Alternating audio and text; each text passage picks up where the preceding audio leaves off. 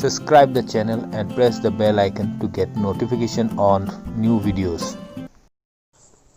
মোৰ মৰমৰ class 9 student আজি তোমালোকৰ ইংলিছ টেক্সটবুক B5 খনৰ পৰা এটা কবিতা ক্লাছ কৰিম কবিতাটোৰ নাম হৈছে দ্য লেক আইল অফ ইনিংছফ্ৰী আৰু কবিজনৰ নাম হৈছে উইলিয়াম বাটলাৰ এইটছ 2020 চনৰ ফাইনেলৰ কাৰণে তিনিটা কবিতা সেবাই ঠিক কৰি দিছে আৰু এইটো দ্বিতীয় কবিতা প্ৰথম কবিতাটোৰ নাম আছিল দ্য ৰোড নট টেকেন এটোৰ ওপৰত মই ভিডিও ক্লাছ কৰিছো আজি 2 নম্বৰ দ্য লেক আইল অফ ইনিংছফ্ৰী ভিডিও ক্লাছ কৰিম আৰু অহা দিনত দ্য লেজেণ্ড অফ দ্য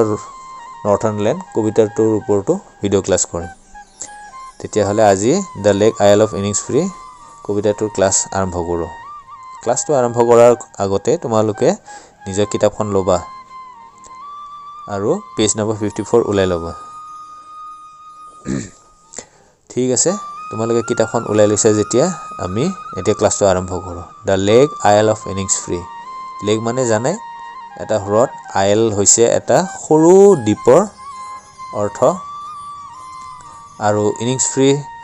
নাম হৈছে এখন ঠাইৰ আয়াৰলেণ্ডত পোৱা আয়াৰলেণ্ডৰ এখন সৰু ঠাই ইনিংছফ্ৰী তো এই কবিজনে যেহেতু নিজে আয়াৰলেণ্ডৰ তেওঁ সৰু কালত ইনিংছফ্ৰী নামৰ ঠাইত আছিল আৰু সেই ঠাইৰ ওপৰতে তেওঁ কবিতাটো লিখিছে কবিতাটো আৰম্ভ কৰাৰ আগতে টাইটেলৰ তলতে ধুনীয়াকৈ দেখিছে চাগে পিংক কালাৰ বক্স এই পিংক কালাৰ বক্সটোত কবিজনৰ মনৰ ভাৱবোৰ দিছে তো আহা এখিনি পঢ়িছো This well-known poem explores the poet's longing for the peace and tranquility of Innisfree, a place where he spent a lot of time as a boy. তো এই কবিতাটোৱে কবিজনে ইনিংছফ্ৰীত তেওঁ সৰু কালত থাকোঁতে যিবোৰ খেল ধেমালি কৰিছিল আৰু সেই খেল ধেমালিৰ পৰা তেওঁ যি মনৰ সুখ শান্তি পাইছিল সেইখিনি বিচাৰি এই কবিতাটো লেখা বুলি কবিজনৰ এই বক্সটোত আছে বুজাইছে তো আহা আমি এটা মেইন কবিতাটো আৰম্ভ কৰো I will arise and go now and go to Innisfree and a small cabin built there of clay and wattle maids 9 bean rows will I have there a hive for the honeybees and live alone in the beloved glade তো প্ৰথম ষ্টেঞ্জাটোত কৈছে যে কবিয়ে বহি থকাৰ পৰা উঠিব আৰু উঠি ইনিংছফ্ৰী ঠাইটো ঘৰলৈ যাব ইনিংছফ্ৰী ঠাইখনত গৈ তেওঁ এটা সৰু কেবিন বনাব সৰু ঘৰ এটা মাটিৰে সাজিব আৰু তাৰ বেৰবোৰ সৰু সৰু গছৰ ঠানিয়েদি টুইক্সেদি সাজিব আৰু এই ঘৰটোৰ কাষতে তেওঁ নৌটা ৰো লগাব আৰু তাতে বিনৰ খেতি কৰিব খাৰি খাৰিকৈ নৌটা ৰোত তেওঁ বিনৰ খেতি কৰিব আৰু লগতে তেওঁ কাষতে মৌমাখিও পালন কৰিব বুলি কবিজনে কৈছে আৰু সেইবোৰৰ লগতে তেওঁ তাতে অকলে থাকিব 2 number ষ্টেঞ্জাটোত and I shall have some peace there for peace comes dropping from the veils of the morning to where the crickets sing there midnights all a glimmer and noon a purple glow and evening full of the linnet's wing তো দ্বিতীয় ষ্টেঞ্জাটোত কবিয়ে কৈছে যে সেই ঠাইত থাকি তেওঁ সুখ লভিব চেষ্টা কৰে মনৰ শান্তি লভিব সেই ঠাইত শান্তিবোৰো আহিব লাহে লাহেকৈ স্লোলি আহিব কেনেকৈ সেই স্লোলি তেওঁ সুখবোৰ উপভোগ কৰিব ৰাতিপুৱাৰ সেই নিয়ৰ জাক যেনেকৈ কুঁৱলী পৰিব সেয়া তেওঁ পৰ্দাৰ দৰে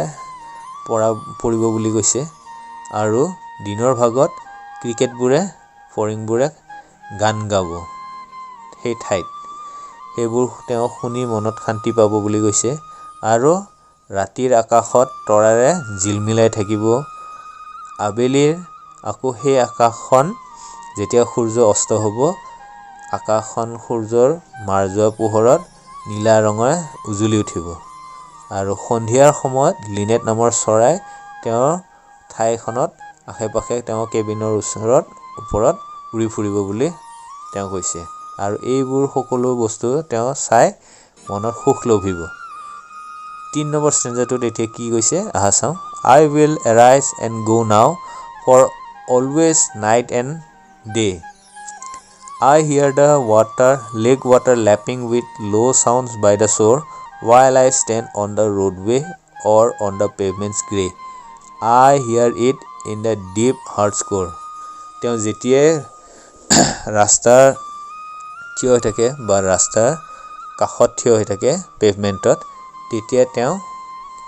কি অনুভৱ কৰে তেওঁ যেন এতিয়াই সেই ঠাইলৈ ইনিংছ ফ্ৰী ঠাইলৈ যাব দিনে ৰাতিয়ে তেওঁ আগবাঢ়িব সেই ঠাইলৈ আৰু সেই ঠাইৰ পৰা ভাহি অহা শব্দবোৰ শুনা পায় কেনেকৈ সেই